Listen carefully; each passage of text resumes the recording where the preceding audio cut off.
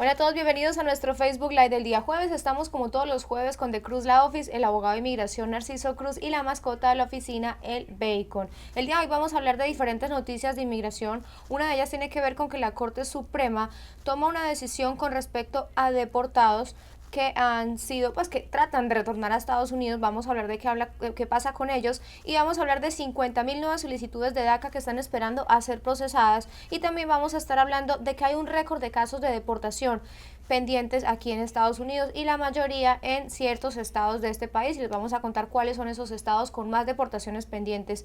Y ya venimos a responder también preguntas, así que empiecen a participar desde ahora en los comentarios y recuerden suscribirse a nuestro canal. Ya venimos.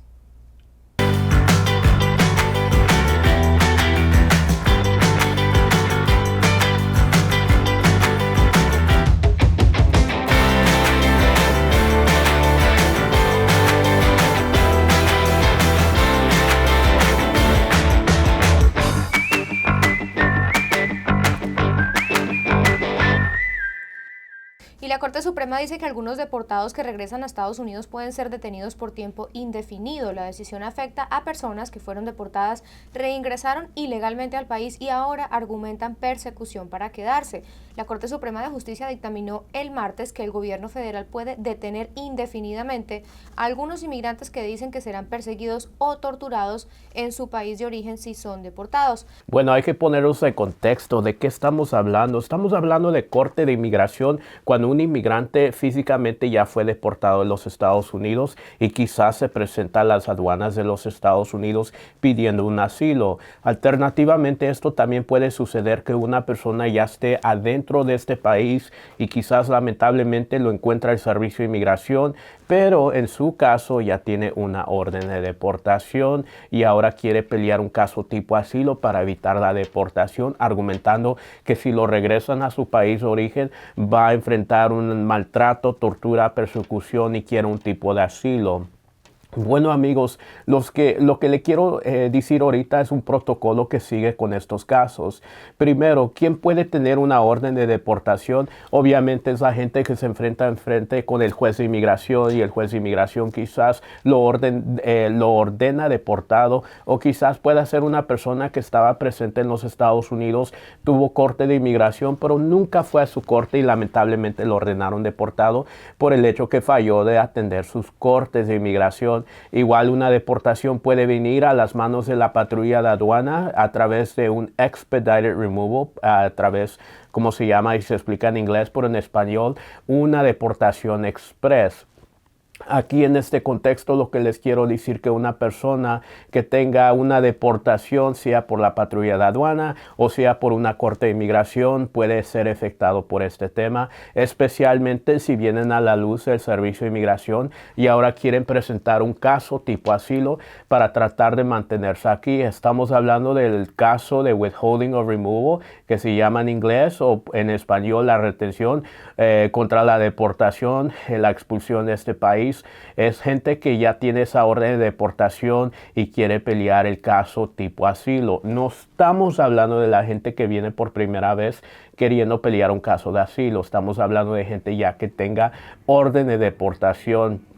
Lamentablemente es un golpe, es un fallo en contra de los inmigrantes. Me gustaría decirle a la gente que pues este país les da la bienvenida, y obviamente si una persona tiene pues un tema donde está viendo un maltrato en su país, puede regresar de vuelta a los Estados Unidos para pedir este tipo de alivio. La libertad es algo fundamentalmente muy importante para mucha gente, pero en el contexto que nos estamos viendo aquí es un contexto muy limitado y obviamente estamos hablando de cortes de inmigración. La diferencia muchas veces que una persona me pregunta o me dice, pero abogado, estos son los Estados Unidos, que no tenemos derecho a una fianza. Eso es cierto. pero normalmente eso tiene que ver en un contexto donde ciertos derechos tienen que aplicarse, por ejemplo, un contexto de un tipo de proceso criminal, en vez de este proceso que estamos hablando, un proceso de corte de inmigración, que lamentablemente no es un proceso aspecto criminal, aunque la gente esté preso, detenida, estamos hablando de un proceso civil, y es la diferencia entre estos casos de una persona puede pedir obviamente la libertad bajo una fianza y que el juez pueda decidir que sí tiene la habilidad de tener una fianza, y alternativamente en un caso civil donde obviamente esta corte puede decidir que no hay derecho a fianza para la gente ya deportado peleando el withholding of removal, la retención contra la deportación. Es algo fundamentalmente terrible y en mi opinión yo pienso que eso debe de proseguir. Pero amigos, también les quiero decir, si alguien se encuentra en un centro de detención, no significa que al fin del día va a estar preso, que son otras soluciones o otras cosas o otros aspectos que puede hacer la persona. Obviamente, si se encuentra con una deportación, está preso en un centro de detención, quizás pueda argumentar otros tipos de casos o otros tipos de maneras de conseguir una fianza. Técnicamente hay excepciones en la ley. Obviamente, la persona que tiene un poder muy grande sobre la fianza o la libertad de una persona en un centro de detención también puede ser la misma persona quien lo está deteniendo preso, y estamos hablando del gobierno federal, la agencia de DHS, la agencia de seguridad, el Departamento de Seguridad Interna, Inmigración en otras palabras. Ellos tienen la habilidad de quizás darle una salida bajo palabra, bajo un parol a una persona preso mientras está en el centro de detención. Más de 50.000 jóvenes indocumentados que solicitaron por primera vez la protección del Programa de Acción Diferida para los Llegados en la Infancia DACA en los 3 meses siguientes a que un tribunal federal permitiera nuevas inscripciones siguen esperando a que se aprueben sus solicitudes. Según los datos revelados por el Servicio de Inmigración y Ciudadanía USCIS, en el segundo trimestre del año fiscal 2021, enero a marzo del 2021, la agencia recibió 49.921 nuevas solicitudes de DACA. Esto para mí realmente no me agrada. Pienso que son noticias terribles, porque yo quiero que mucha más gente se aviente para aplicar para este beneficio de la DACA. Es posible obtener este beneficio de la DACA para los jóvenes que entraron antes de la edad de 16 y tienen insatisfechos los otros requisitos de la DACA, por ejemplo, estando aquí físicamente adentro de los Estados Unidos antes o si no en la fecha 15 de junio 2007, presente cuando se anunció el programa 15 de junio 2012, y obviamente que se recibieron de la high school, de la preparatoria, y obviamente no tengan antecedentes penales quien lo descalifican para este beneficio. Pero sí, obviamente esos números están muy bajos para mí. Yo pienso que mucha más gente debe de aplicar para este beneficio, especialmente que el gobierno americano ya está dando nuevas aplicaciones o la habilidad de perseguir nuevas aplicaciones para el tema de la DACA. Lo que también quiero anunciar es esto, y obviamente yo nunca quiero ser alarmista y decirle a la gente que tiene que hacer algo, pero obviamente lo que sí sabemos es que existe una litigación en el estado de Texas, en una corte federal, donde un juez que anteriormente eliminó parte del programa de DACA y eliminó completamente el programa de DAPA, que era otro programa, hablamos de eso más tarde, pero ese mismo juez puede poner en paro o parar este proceso en la DACA. Yo sé que la DACA es como una montaña rusa que va arriba, va abajo, va arriba, y obviamente durante los últimos meses hemos tenido buenas noticias que está abierto el programa, pero siempre existe un partido, un grupo de gente que lo quiere eliminar, que obviamente no sé cuáles son sus justificaciones, lo quiere eliminar, y esto es una cosa que me alarma porque me gustaría mucha más gente que aviente para aplicar este beneficio. Obviamente la recomendación que le doy a todo el mundo es que si califiquen para este beneficio, por favor, persíguenlo, y también llamen a sus abogados si ya saben vencer su aplicación de la DACA para meter una renovación. Y por otro lado, hay más de 1.3 millones de arrestos, casos de deportación rompen récord y estos estados encabezan la lista. La Corte de Inmigración registra un récord de casos pendientes y el atasco seguirá creciendo mientras sigan llegando migrantes a la frontera sur en busca de asilo, la mayoría de ellos procedentes de Centroamérica y de México. La Corte de Inmigración EOIR registra un récord en casos de deportación pendientes y el atasco seguirá creciendo mientras sigan llegando migrantes a la frontera sur en busca de asilo. Estos son los estados que acumulan más casos de deportación pendientes. El estado de California es el número 1 con 193.000 casos, el estado de Texas con más de 171.000, Nueva York con más de 149.000, Florida con más de 136.000. Los estados que menos tienen casos son, por ejemplo, Washington, que tiene 18.000 casos pendientes, y por ejemplo, Dakota del Norte, Wyoming, Virginia, Hawái, Vermont, Alaska y Montana tienen menos de 1.000 casos pendientes. Sí, es algo demasiadamente exceso, Laura. Estos casos, gente que está en proceso de yendo a corte, enfrentando a un juez de inmigración, demasiadamente tenemos bastante de estos casos en los Estados Unidos. Lo que quiero anunciar ahorita es, obviamente, mi opinión es que mucha gente no debe de estar en este proceso. Los Estados Unidos debe de eliminar algunos de estos casos y cuando elimina esos casos, obviamente, lo que debe de hacer es dejar a la gente que se queda aquí en este país. Porque, bueno, eso es mi opinión. Mi opinión es que mucha gente que está en este proceso quizás no tengan antecedentes penales, temas criminales, no tengan antecedentes de inmigración, por ejemplo, varias salidas voluntarias, quizás un castigo a través de la línea, un tipo de deportación. Lo que me gustaría ver que este sistema de inmigración sea un poco más humanitario acerca de la gente que ponemos en este proceso de deportación.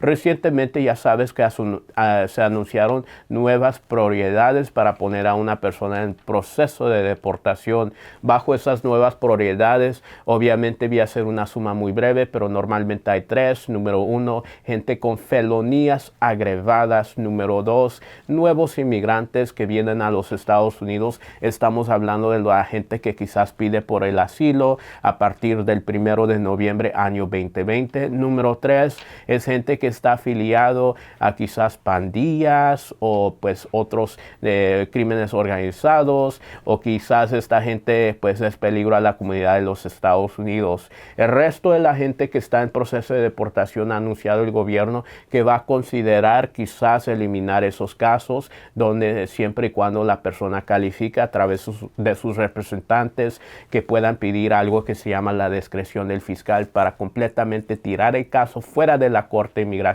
argumentando que quizás el único delito que muchas de las gentes han cometido en este proceso de corte de deportación es simplemente entrar y estar aquí ilegalmente, pero igual son padres de familias, de hijos que son ciudadanos residentes, que han construido negocios en este país, que han trabajado por un largo plazo pagando sus impuestos y obviamente no tomando recursos del gobierno como obviamente las estampillas para ellos mismos o el cash welfare o un tipo de pues asistencia médica. Eso es algo excelente que pues me gustaría decir que esto ya está corriendo, pero obviamente ciertas jurisdicciones no han dado como pasos o por ejemplo instrucciones de cómo meter estos paquetes para eliminar este proceso de deportación a través de la discreción del fiscal.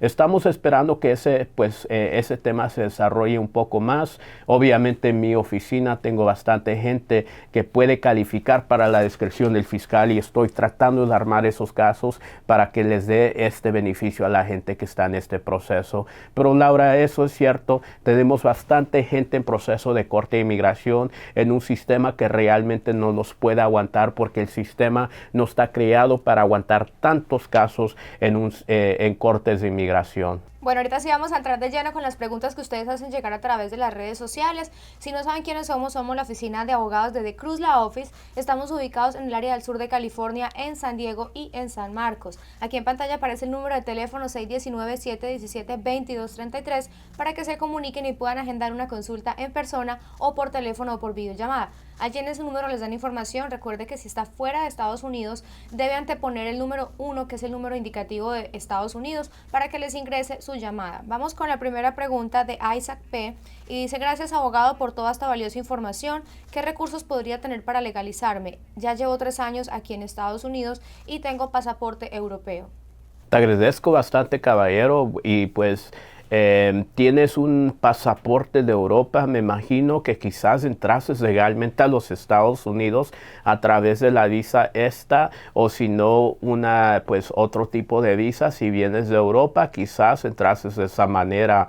Bueno, me gustaría tener mucho más detalles de tu vida. Obviamente hay muchas maneras que una persona puede inmigrar o legalizarse aquí en este país. Hay programas que los pueden ayudar. Me gustaría saber si acaso es posible inmigrar a través de tu familia. No sé de ti, no sé tantos detalles. Si tienes un matrimonio con una pareja que es ciudadana, residente, un hijo más de la edad de 21 que sea ciudadano, o quizás puedas inmigrar bajo ciertas circunstancias, por ejemplo, que lamentablemente fuiste víctima de un crimen, que pueda calificar para el tema de la visa U, que viene con, ahora ya sabemos, un permiso de trabajo al momento que pues se mete la visa U y el Servicio de Inmigración determina que es un caso metido en buena fe, en otras palabras, que está sometido adecuadamente, suficientemente para tener éxito, y la persona quizás no tenga temas que lo descalifiquen a través de la discreción del Servicio de Inmigración. Pero obviamente hay muchas avenidas y hay muchas posibilidades en los Estados Unidos, pero todo tiene que ver con las circunstancias de tu vida. No hay un caso donde va a caber todo la persona que está aquí en este país. Obviamente gente con ciertos aspectos o ciertas cosas significantes de su vida aplica para ciertos alivios, y es como normalmente un abogado analiza estos tipos de casos. Te invito a que consultes conmigo o quizás busques la ayuda de un abogado adecuado, un abogado que conozca de estas leyes, para que te pueda orientar acerca de lo que sí es posible, lo que sí es a tu alcance, para decirte cuál va a ser pues la manera que tú puedas tener un futuro en este país. Ahora vamos con Irma, que dice: si ya está preaprobada la visa U, ¿cuándo les van a dar la residencia también? ¿Va a tardar cuántos años más? ¿Se puede acelerar el proceso de protegido con visa U por tener un hijo ciudadano?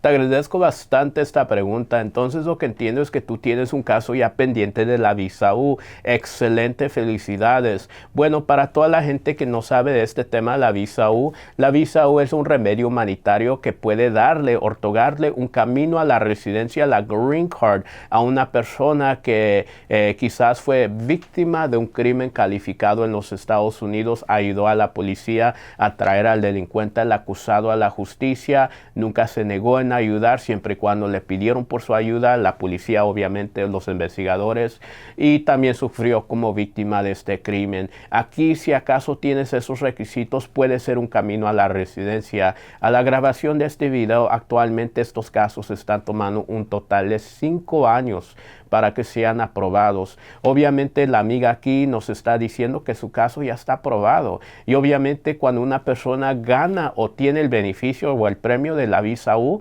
lo que les va a dar el Servicio de Inmigración es una visa U no inmigrante por 4 años. Después de 3 años, una persona puede aplicar para su residencia, su Green Card, sin que alguien los tenga que pedir inmigrar a los Estados Unidos. Aquí esta persona ya tiene este beneficio. Su caso ya está adelantado y está aprobado. Felicidades nuevamente. Ahora la pregunta es que teniendo un hijo ciudadano americano puede acelerar, puede apurar este caso en vez que tenga que esperar esos 3 años, 4 años durante ese tema para agarrar el beneficio de la residencia. La respuesta es posiblemente sí, posiblemente no. Todo depende. Ahora hay que hablar de inmigrar a través de un hijo ciudadano americano, que mucha gente quizás no entiende o quizás quiere una explicación acerca de que si es posible o si no es posible. Vamos a hablar de tu tema de la visa U, pero quiero explorar ese tema de emigrar a través de tu hijo ciudadano que tiene la edad de 21. Aquí tenemos una opción, aquí hay otra opción. La opción de emigrar a través de tu hijo ciudadano americano más de la edad de 21 es posible que lo puedas hacer, pero no toda la gente va a calificar para este tema. Normalmente la gente que puede calificar para emigrar a través de su hijo ciudadano americano más de la edad de 21 lo va a poder hacer porque se encuentran quizás debajo de una de estas tres circunstancias. Número uno, que la última entrada que tuvieron tuvo que ser una entrada legal. Número dos, que alguien anteriormente metió una petición para tratar de migrarlos antes de la fecha 30 de abril 2001 y están amparados bajo la ley 245I. Y número tres, que la persona a quien los quiere inmigrar, el ciudadano americano, sea quizás un miembro activo o veterano de las Fuerzas Armadas. Ahora, si acaso tu caso no se encuentra bajo esas circunstancias, quizás no es posible tomar ventaja de tu hijo ciudadano americano más de la edad de 21 para que te pueda inmigrar.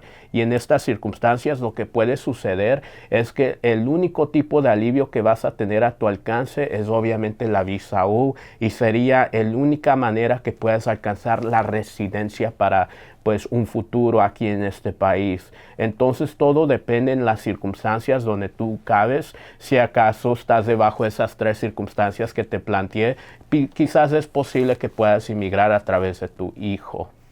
Harris Bracho dice, saludos, el permiso de trabajo por el asilo, ¿cuánto puede tardar luego de la aplicación? Muchas gracias. Bueno, lamento mucho anunciando que el permiso de trabajo para la gente que quiere pedir este beneficio del asilo está tardando un total de 365 días.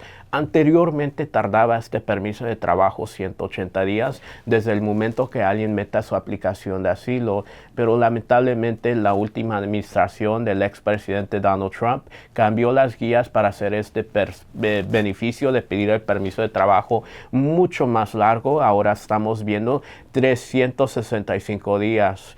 Obviamente esa administración tenía una meta y es que quería desanimar a la gente que pida el asilo, que venga a este país y pues pida este refugio, y le quería quitar todos los beneficios como un permiso de trabajo que es muy fundamental para una persona que pueda sobrevivir en este país. Obviamente sí hay circunstancias o excepciones a ese tema de esperar 365 días.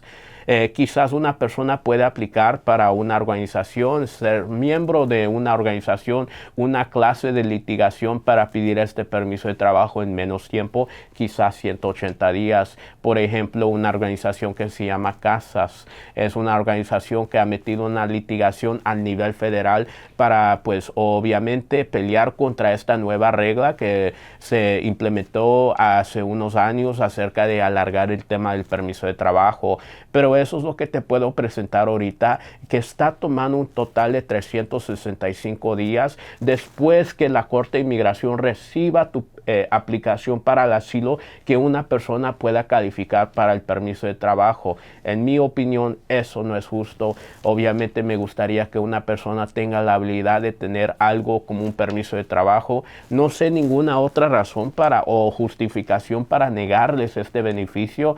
Obviamente un permiso de trabajo le da la habilidad a una persona a trabajar, a ayudarse a ellos mismos, apoyar la economía, pagar impuestos, tener un seguro social, y pues es ilógico para mí, pero este es el sistema de inmigración que tenemos ahorita. Amigo, respondiendo a tu pregunta, 365 días. Glenda M dice, hola, disculpe, ¿cuándo aprueban el perdón? ¿Ya no tendré el castigo de 10 años fuera del país? Excelente pregunta. Estamos hablando de un perdón y castigos de 10 años. Hay que ponernos en contexto para la gente que quizás está escuchando este video y nos ve muy raro y dice, ¿de qué estás hablando? Un perdón que se ocupa. Bueno, el perdón más famoso y el perdón que se usa muchas de las veces para la gente que está viviendo aquí adentro de este país y quizás bajo una circunstancia se casó con una persona que es residente o si no ciudadana de los Estados Unidos y obviamente ya tiene la habilidad de inmigrar, excepto que no lo van a poder hacer adentro de este país, van a tener que ir afuera al extranjero en el país donde tienen su ciudadanía o estatus legal. Esas gentes que tienen que salir afuera del país y van a ser afectados por una ley que se llama la presencia ilegal. Esa ley dice que si acaso una persona persona vivió físicamente adentro de los Estados Unidos por un periodo más de 180 días, va a tener un castigo de 3 años. Si acaso el tiempo de la presencia ilegal, en otras palabras, vivir aquí sin el permiso o pues el permiso de la autoridad del gobierno federal de los Estados Unidos por más de 365 días, el castigo va a ser ahora de 10 años. Para eliminar ese castigo antes de salir al extranjero, una persona puede calificar para meter un perdón adentro de los Estados Unidos, armar el caso del perdón y obviamente mientras están viviendo aquí adentro de este país, agarrar la respuesta del perdón. Eso sería algo excelente y algo pues que una persona pueda beneficiar bastantemente. Ahora, el tema del perdón se puede hacer aquí, como anuncié, las únicas personas que te califican para meter este tipo de perdón son los esposos o si no padres, ciudadanos o si no residentes. Si acaso tú metes tu perdón, lo que te va a perdonar ese perdón es la presencia ilegal que has acumulado aquí. Obviamente al momento que sales de los Estados Unidos vas a eliminar ese castigo de 10 años. La pregunta es que ese castigo 100% se elimina. Bueno, te voy a decir la realidad y quiero ser completamente honesto y transparente con las personas que nos están oyendo. El nombre de este perdón se llama un perdón provisional. En otras palabras, este perdón te lo van a dar y te van a eliminar ese castigo de 10 años siempre y cuando no tengas ningún otro tema de inadmisibilidad. ¿Qué significa eso? Significa que el único delito o el único tema que hay que perdonar es la presencia ilegal que has acumulado en este país, vivir aquí ilegalmente. Pero si acaso tú vas a tu cita en el consulado y encuentran otro tema de inadmisibilidad, te van a quitar ese perdón provisional y obviamente quizás vas a tener que meter otro perdón. Ahora, una pregunta que me hace todo el mundo, abogado, pero ¿qué tal si me niegan cuando vaya al consulado en el extranjero? Siempre es posible. Obviamente en la vida no hay ninguna garantía excepto por la muerte y los impuestos. Pero siempre es posible que niegan estos casos. Pero no quiero ser alarmista. Normalmente yo como abogado controlo mucho los casos que gente cuando va a Ciudad Juárez. Obviamente algo que hago aquí adentro de esta oficina para asegurarme que una persona va a tener éxito es tomarle las huellas, obtener su expediente del Servicio de Inmigración, hacer un chequeo profundo asegurándome que no haya ningún otro tema de inadmisibilidad al momento que salgan a su país de origen para la entrevista en el consulado. Pero para decirle a todo el mundo, las razones típicas que una persona les niegan quizás cuando vayan afuera al extranjero pueden sumarse en 5. Número 1, que la persona falló el examen médico, es por decir que quizás tenían una droga fuerte dentro de su sistema, metanfetamina, o quizás en la entrevista pues admitieron fumando marihuana en su antepasado, en su pasado. Número 2, que tenga tatuajes de negocios sucios o pandillas. Número 3, que tengan antecedentes penales que los descalifican para ser admisible a los Estados Unidos. Antecedentes penales en este país, los Estados Unidos o cualquier otro. Obviamente no todos los antecedentes penales te descalifican para emigrar. Número 4, que tenga antecedentes de inmigraciones, por decir que tenga deportaciones y este caso nunca se hubiera metido porque nunca hubiera calificado la persona, que tenga más de un periodo de presencia ilegal. O número 5, que quizás esta persona sea acusado de ayudar a otros extranjeros a entrar ilegalmente a los Estados Unidos. Obviamente eso sucede cuando padres entran con sus hijos menores de edad ilegalmente a los Estados Unidos al mismo tiempo, o quizás después en un transcurso de meses o años. El Servicio de Inmigración dice que tus menores de edad, tus hijos que son del extranjero también entrando ilegalmente, si acaso entran contigo o los ayudaste, es ayudar a otro extranjero a entrar ilegalmente. Y lo que puede suceder es que te cancelen tu perdón y ahí puedes estar afuera en el extranjero por más tiempo esperando que tengas que meter otro perdón para que te lo aprueben. Obviamente un abogado puede hacer un análisis de tu caso y puede decirte cuál es la probabilidad Y de tener éxito en este caso, normalmente con mi oficina nosotros tenemos demasiadamente mucho cuidado en investigar qué tipos de antecedentes penales o qué tipos de fallas puede tener un caso, siempre y cuando antes de mandarlo pues al extranjero. Imagínate, Laura, te voy a decir el trabajo que tiene un abogado. Es como que somos cirujanos y antes de pues quizás poner al cliente a dormir, queremos tomar exámenes de sangre, queremos tomar muchas cosas hacer con el paciente antes de hacer una operación. ¿Por qué? Porque obviamente queremos que el paciente pueda despertar y pues estar vivo y sano. Igual un abogado puede hacer y hace y debe de hacer mucha tarea antes de mandar a esta persona al extranjero para que no les nieguen este caso. Oneina Gómez dice, buenos días, abogado, excelente profesional con gestos humanitarios fuera de serie. Dios lo bendiga grandemente. Saludos para Laura y su mascota, mil bendiciones. Muchas gracias, Oneina, por ese mensaje tan bonito y por apoyarnos aquí en nuestro canal. Vamos ahorita con Evelyn M, que dice, abogado, una consulta. ¿Puede alguien con residencia categoría BXC y que esta residencia está a punto de expirar en 2 meses solicitar la ciudadanía en vez de renovar la residencia? ¿O es mejor renovar la residencia antes de aplicar para la ciudadanía? Sí, entiendo tu pregunta, Viena. Pienso que tú eres residente permanente y parece que calificas para ser ciudadana americana de los Estados Unidos. Te quiero anunciar que sí es posible que te hagas ciudadana siempre y cuando tienes los requisitos de satisfecho y alguien pues adecuadamente te dijo que sí es posible. Pero la pregunta es, si debes de renovar tu residencia mientras metes la ciudadanía, o mejor puede ser que se expire en 2 meses y puedes aventarte para la ciudadanía. Bueno, la respuesta es obviamente se puede expirar y aventarte para la ciudadanía sin renovarla, pero hay muchas ventajas renovar tu residencia. Número 1, el Servicio de Inmigración sí te da la obligación que tienes que mantener una residencia o un documento vigente. Eso es a través de sus guías y las leyes que ellos aplicaron y que escribieron diciendo que es algo que tú tienes una obligación de hacer.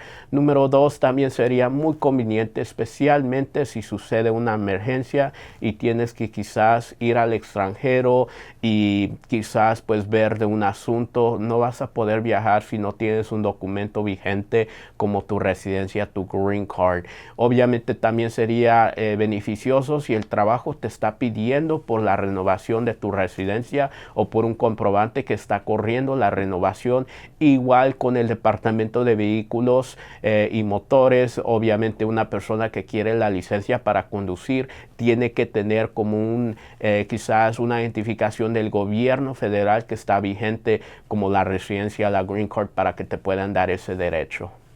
Vamos ahorita con Esther Martich Rivera, que dice, gracias por sus orientaciones, son muy excelentes, siga adelante, Dios le bendiga siempre. Esther Martich desde República Dominicana, fiel seguidora. Muchísimas gracias, un saludo para Esther allá en República Dominicana, muy lindo país, muy linda gente y muy rica comida. Vamos ahorita con Jerry G, que dice, buenas tardes, una pregunta, si le compro un carro a mi esposa y ella intenta ir a ponerse en la línea para entregarse a migración, ¿le darán el pase a ella y a mi hija de 9 años? Te agradezco bastante esta pregunta. Pienso que la pregunta que me quieres hacer, ¿cuál es la posibilidad de entrar a los Estados Unidos a través del asilo y que una persona tenga éxito haciendo o intentando de entrar pidiendo el asilo? Obviamente en la grabación de este video todavía existe el título 42, las restricciones a través del coronavirus 19 que lamentablemente los Estados Unidos ha implementado. Se implementó el título 42 que lamentablemente limita la gente que puede entrar a los Estados Unidos por sus aduanas. Esto obviamente tiene que ver con la gente que tiene quizás la visa de turista o viene por otras razones que no son inmediatamente algo que los Estados Unidos pone que es necesario, el viaje necesario. Igual la gente que quiere el asilo y pide el asilo, los Estados Unidos tiene pues más que nada lamentablemente ahorita el tema de rechazarlos y regresarlos al país mexicano o si no a sus propios países. Obviamente, si hay gente que puede entrar a los Estados Unidos durante estos momentos, lo que ha anunciado el Servicio de Inmigración es que está dando la habilidad de cierta gente entrar a este país, quizás diariamente unos 200, 250 es lo que ha escuchado, diariamente entrar, pero no todo el mundo puede entrar que pide el asilo. Normalmente lo que hace el Servicio de Inmigración es que escoge a cierta gente que quizás en el país extranjero, el país de México, tiene unas circunstancias muy vulnerables, y esto puede ser una persona que quizás está en una circunstancia donde el país mexicano no es tan seguro para que ellos los puedan mantener allá. Supuestamente el comunicado que ha dado el Departamento de Seguridad Interna es que la manera es que escogen a gente para entrar a este país es viendo cuáles gentes puede recomendar quizás agencias de bajos recursos o agencias del público que puede recomendarles al gobierno federal. Esto puede ser agencias como en México, Tijuana, puede ser agencias en Juárez, pues en México, que pueden anunciar o decirle al Servicio de Inmigración que quizás estas circunstancias existen en una persona para que puedan entrar porque ellos se encuentran en peligro y las circunstancias humanitarias es que no deben de seguir allá. Ahora, yendo a tu pregunta, entrando por un carro, un vehículo, un coche a los Estados Unidos pidiendo el asilo, ¿te va a garantizar la entrada? Bueno, como ya sabes, no hay garantías en la vida excepto la muerte y los impuestos. Yo siempre he dicho eso, pero te voy a decir que puede ser que sí, puede ser que no. Lamentablemente, la última palabra es con los agentes de la patrulla de aduana. No te puedo dar una respuesta definitiva. Obviamente, como abogado, nunca te voy a dar un consejo que hagas algo ilegal. Por ejemplo, entrar entre aduanas sin inspección es algo ilegal y no se permite en este país. Pero obviamente mucha gente lo hace y al momento que ve a una patrulla fronteriza, pues se rinde con ellos y pide el asilo. No te digo cuál debes de usar o cómo debes de elegir este proceso. Lo que te voy a decir es que pues te deseo suerte. Es algo demasiadamente difícil. Yo como abogado pues no doy ningún servicio para una persona que quiere entrar aquí a este país. No pienso que ningún abogado te puede dar ese servicio a través de una entrada sobre el asilo. No sería algo que es moral o ético y quizás tenga que ver más allá, que quizás si te da un consejo puede ser un consejo que tienes que tener mucho cuidado, porque al fin del día no quiero que hagas o cometas un crimen o algo ilegal. Bueno, abogado Narciso, como siempre, muchas gracias por siempre dedicar tiempo, sacar espacio para venir aquí al canal a ayudar a los inmigrantes respondiendo preguntas y dando información. Gracias, y pues obviamente tenemos un canal de YouTube. Suscríbanse, tocan la campanita, comparten este video para que otra gente pueda escuchar de estos temas de inmigración, las noticias de inmigración, las preguntas, respuestas. Me gusta responder estas preguntas lo más profundo que puedo, dar el análisis más profundo, explicación pues más desarrollada que posiblemente se puede dar para que otra gente que quizás escucha estas preguntas, las respuestas, pueda entender y decir, oh, yo soy esa persona, yo puedo caber bajo ese caso, y puedan consultar con un abogado, si a mi oficina, cualquier abogado adecuado. Yo pienso que pues entender estas leyes, el proceso legal es un poder muy grande y todo el mundo debe de entender que pues qué dice la ley, porque obviamente te impacta tu vida, impacta las vidas de otra gente, a la comunidad donde vives y a los Estados Unidos, tu país. Así es, muchísimas gracias por acompañarnos, que tengan un feliz día y nos vemos el próximo jueves a las 5 de la tarde. Cuídense, bye. Los Estados Unidos, un país construido por inmigrantes, hogar de más de 300 millones de personas, de los cuales por lo menos 11 millones son indocumentados. Cada uno está luchando, trabajando, estudiando, atendiendo compromisos familiares y personales, tratando de construir una vida aquí. A veces es difícil atender citas porque no tienes con quién dejar a tus hijos, no cuentas con una licencia de conducción o tienes miedo de ir a ciertos lugares y poner en riesgo tu situación migratoria.